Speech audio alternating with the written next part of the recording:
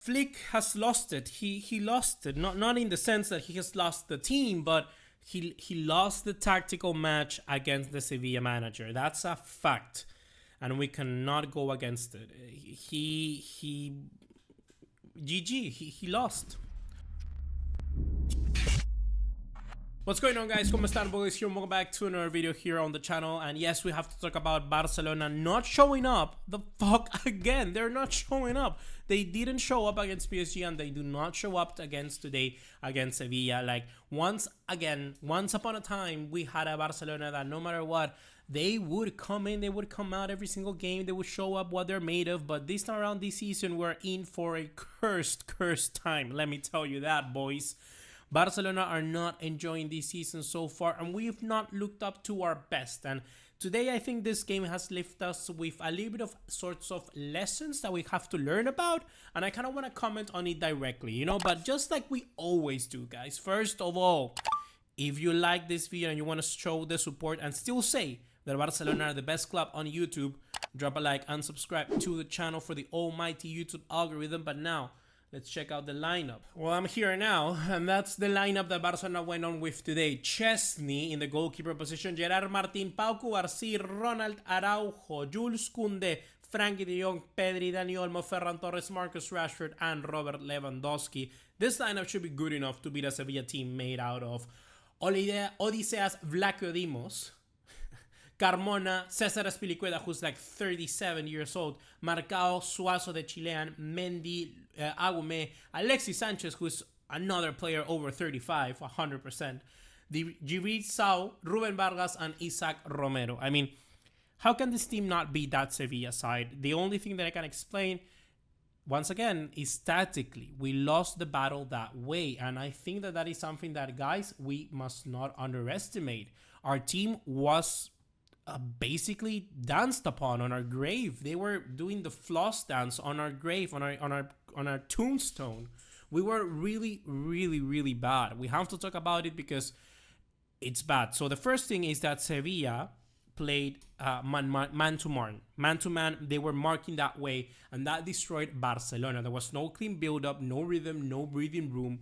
Aubameyang and Mendy completely shut down Frankie de Jong and Pedri. And you know, when we do not have Frankie de Jong and Pedri playing, Barcelona really does not have a constant circulation of the ball, or our momentum just simply drastically shifts. Sevilla dominated Barcelona for the first few minutes. They really did. And that's how the first chance came onto them. And they should have been 3-0 up. And even not counting the penalty that they scored, which for me wasn't a penalty. We're going to take a look at that later on. But it was bad. It was really bad. The first few minutes, like I said, once De Jong and Pedri, if they were dropping deep, we had Agume and Mendy, both Sevilla CDMs, pushing as far as our own box to make it so Pedri and De Jong didn't have time to react. And that was a masterclass from the Sevilla manager. And it reminded me, you know, actually very much to the final of the Club World Cup, if you saw that, between PSG and Chelsea. Chelsea did the very same thing with Enzo Fernandez. No, sorry, not Enzo Fernandez. With Reece James and with Moises Caicedo. Enzo Maresca put those two CDMs to push into Vitinha and Fabian Ruiz. And that really made it a struggle for PSG. And the same thing happened here this time around with De Jong and Pedri. We even could go as far as saying that the number 10 for Sevilla, which right now was so he was also very much in command of Dani Olmo, which is another player that, oh my god, he did not have yet again another good game. The first three passes that we had into the midfield came like in the 32nd minute. That is simply unacceptable, guys. You could say that the stamina, that the intensity of the game was too much, and Barcelona looked in fatigue, and we kind of saw that against PSG.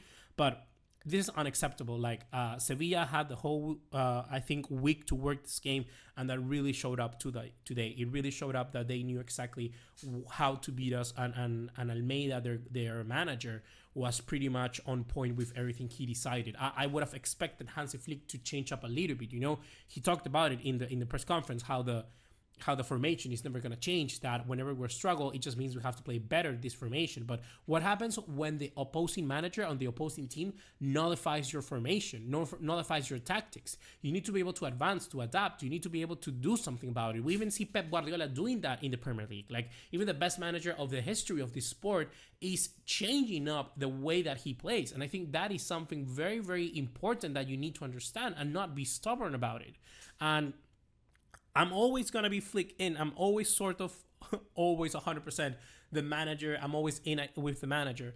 But I just didn't like, I disagree against that statement that he said in his press conference. And I think that we need to change up something. I would have dropped Dani Olmo a little bit deeper, have Koundé and maybe Valde kind of move into the midfield to create a sort of more numbers in there, because really we just couldn't get the ball out in the first half. Like I said, 32nd minute, I wrote it down. It's the first time that Barcelona had a clean build-up play from the back.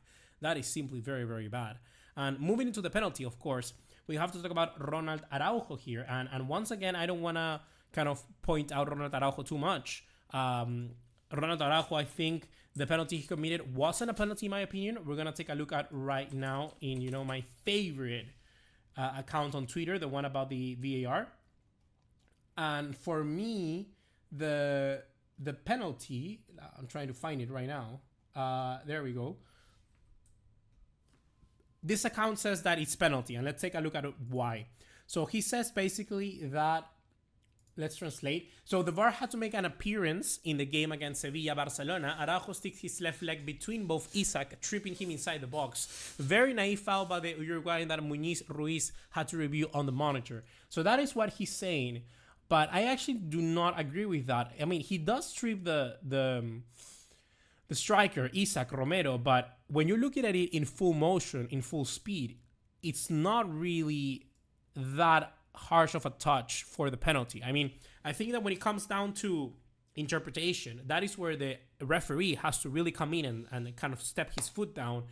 And I think that many reasons that could go in favor of this penalty being given, I think there are many reasons to say that this penalty could have not been given, because if you look at it in full speed, yeah, it's always going to be a little bit complicated. It's always going to be a little bit complicated to sort of decide. So for me, this wasn't a penalty, guys. I'm going to be honest. For me, it wasn't a penalty. But moving back to Araujo, it's surprising how when in Spanish you say cuando las papas queman, when, I don't know, you're struggling, when the moment comes, the moment to be clutch comes, Araujo once again doesn't step up to it. I think that he struggled in the duels after that. He really lost the composure mentally after that. That is something that Araujo always has. He's a very hot-headed kind of center back.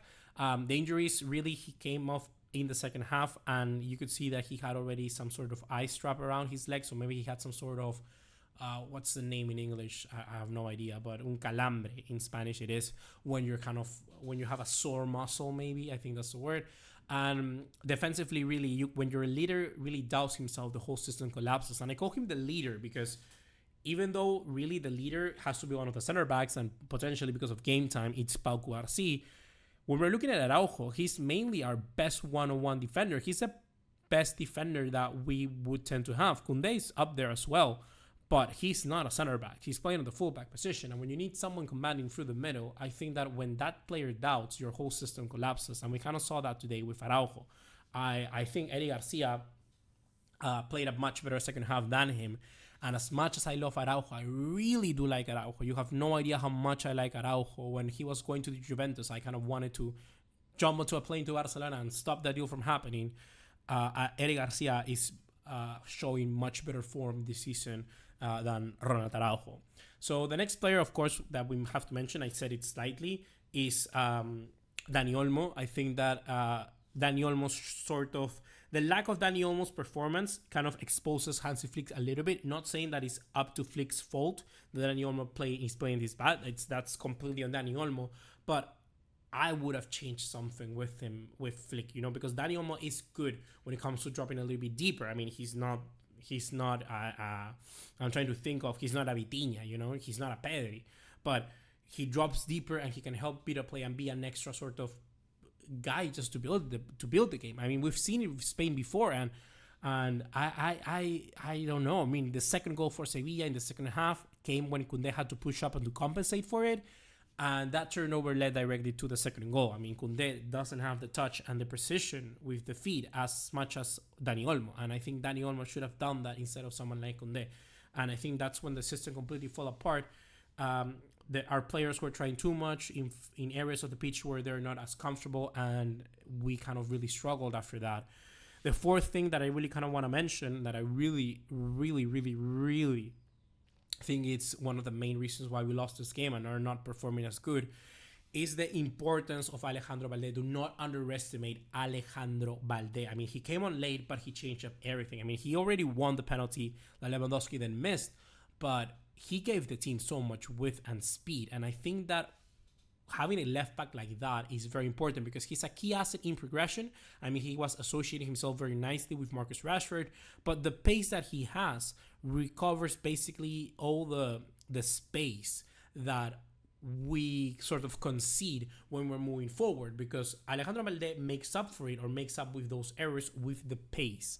And Gerard Martin simply is not up to scratch. I mean, you saw it how the manager of Sevilla implied in the cool down break in the first half that they should go and target Gerard Martin because the yellow card he earned very easily in the start of the match. So I think that Alejandro Balde there is such an important asset. And once again, I say it as last season, the gap between Alejandro Balde and Gerard Martin is massive. Not saying that Gerard Martin is bad, but I just think that Balde is so important to this team.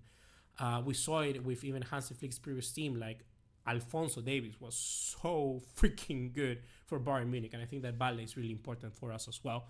And the last but not least, I mean, really, with no Lamine and no Rafinha, this team has no soul, has no magic. I mean, you can shut Pedri down. I mean, he shines. You can see that he really shines. He tries. He moves around the pitch. They can isolate the young as well. You can try it, but without the magic on the wings, Barcelona really lose the spark. I mean, Rooney came in, and I really like that. At that moment, I was given another resurgence of hope. Rooney came in after the penalty miss, I think, from Lewandowski, if I'm not wrong, and basically just sparked a little bit more life into the team. But he doesn't really have the punch or the instinct as the other two. He had two opportunities to finish, and one he should have passed, and the other one he should have done better. I mean, the finish was simply not good enough. It was straight to the keeper. He should have bent it a little bit or tried to go with the top corners. And I think that's a difference between someone like a Rashford and a Rooney. You know, you have a player who is who has been there, done that, like Marcus Rashford, and it's good for him to score the goal later on. I mean, he softened the scoreline just a little bit, even though Sevilla scored that last goal in the last few minutes as well. But basically, the difference is that Rooney is a little bit more raw, and I think he needs to improve on those decision making. But overall, the 3-1 was sort of fair for Sevilla. They ran more, they thought more, they believed more, and I think that this game was just a loss in the scoreline. I think just it's more than that. I think it's a loss in the identity or the way that Hansi Flick wants to play. We look like an absolute ambulance, and we need someone to come and rescue us and give us CPR, because our team is losing their identity because of those injuries. And it's unfortunate that, I don't know if I'm going to say it, I'm actually going to say it. I don't know if it's unfortunate that Hansi Flick does not adapt or change the team because of the injuries. I mean, he just wants to keep playing the same way, and that's okay. That's okay. He has earned that.